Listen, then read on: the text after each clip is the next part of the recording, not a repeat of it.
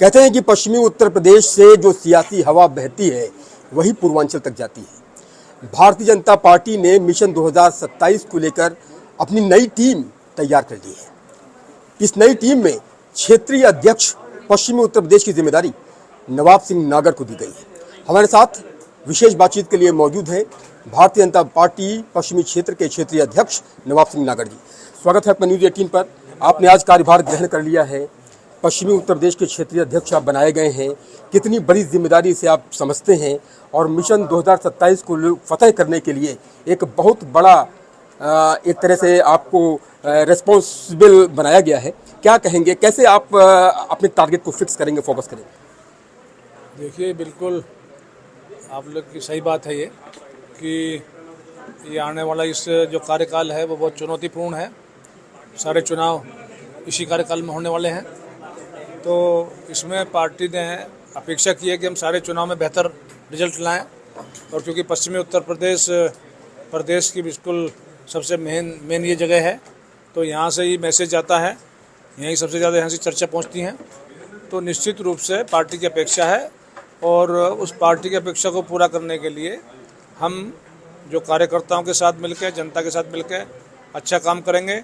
और आप लोगों ने देखा होगा आज जो कार्यक्रम यहाँ हुआ है उसमें कितने कार्यकर्ता कितनी बड़ी संख्या में यहाँ पर हमारा बधाई देने के लिए बिल्कुल मौजूद थे। वो इस बात का संकेत है कि कार्यकर्ताओं में जोश है, उस जोश और उस हम मुस्तैदी के साथ काम करने से निश्चित रूप से बहुत बढ़िया रिजल्ट हम पार्टी को देंगे। समाजवादी पार्टी पीडीए की बात करती है, आप क्षेत्रीय अध्यक्ष हैं। इस पीडीए की काट के लिए भारतीय जनता पार्टी संगठन की लिस्ट पूरी तैयार की गई है। अगर पूरे संगठन की इस लिस्ट को देखें तो इसमें हर जाति हर वर्ग का ध्यान रखा गया है।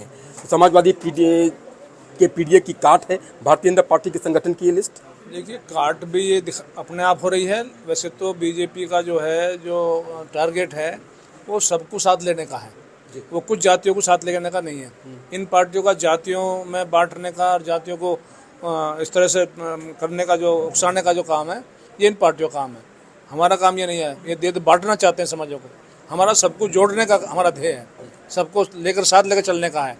और लेकिन उनकी जो ये भाई इन जातियों को नहीं हुआ तो उसको भी इसमें पूरा किया गया है।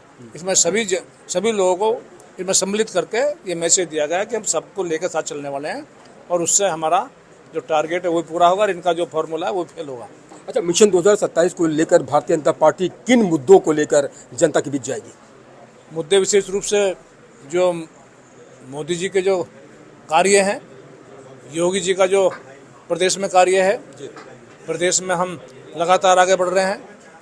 हम जो तीसरी अर्थव्यवस्था प्रदेश में बन चुके हैं, बहुत बड़ी संख्या में यहाँ से निर्यात हो रहा है, बड़ी संख्या में यहाँ पर कंपनियाँ लग रही हैं।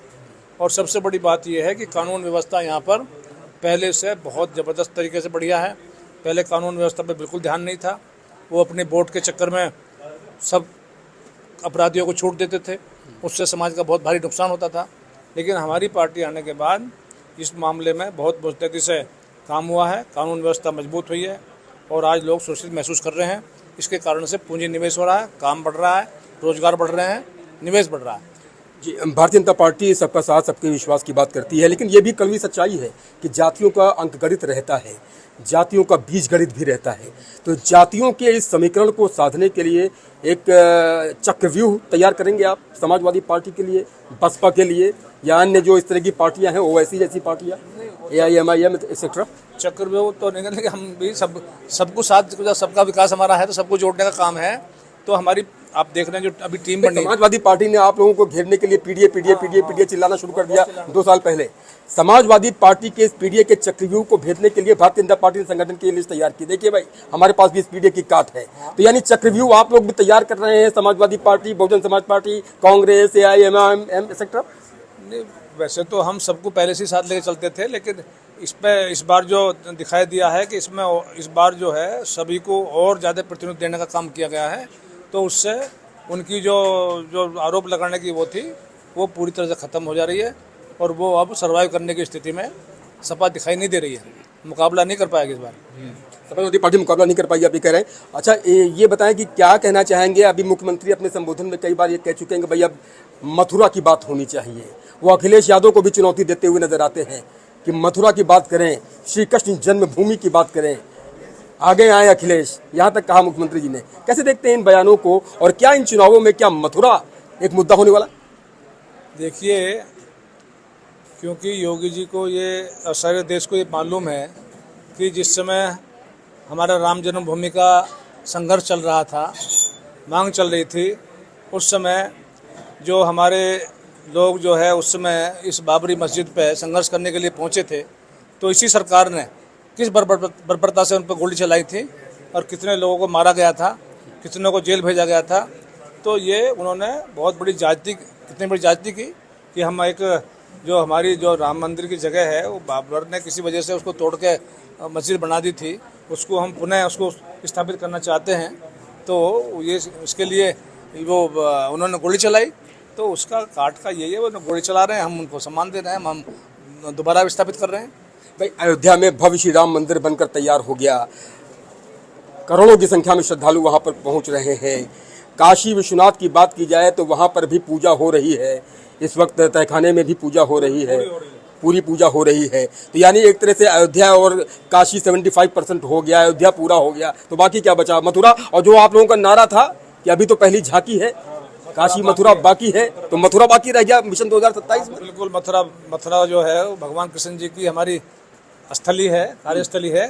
तो अब निश्चित रूप से वो भी एक जो जन्मभूमि पर उस पर भी एक तरह से अभी तक अवैध कब्जा है, तो उसको ठीक से करके और उस पर ठीक से उस व्यवस्था को करके वहाँ पर भी मंदिर बनाएंगे। कृष्ण जन्मभूमि पर अवैध कब्जा है और इस बार 2027 के चुनावों में ये सबसे बड़ा मुद्दा रहने वाला है। ये मुद्दा तो योगी जी ने कह दिया है कि हमारा आने वाले समय में ये हमारा जो है टारगेट है कि इस समस्या को भी हम हल करेंगे। बहुत बहुत शुभकामनाएं आपको मिशन 2027 के लिए। धन्यवाद। नवाब सिंह नागर, जिन्होंने बताया कि किस तरह से वो तैयार हैं और क्षेत्रीय अध्यक्ष के तौर पर उनको बहुत बड़ी जिम्मेदारी दी गई है और मिशन 2027 को फतेह करने के लिए वो भी अन्य पार्टियों के लिए भारतीय जनता पार्टी भी चक्रव्यूह तैयार कर रही है। अपने कैमरा सहयोगी शुभम के साथ उमेश श्रीवास्तव, न्यूज़ 18 मेरठ।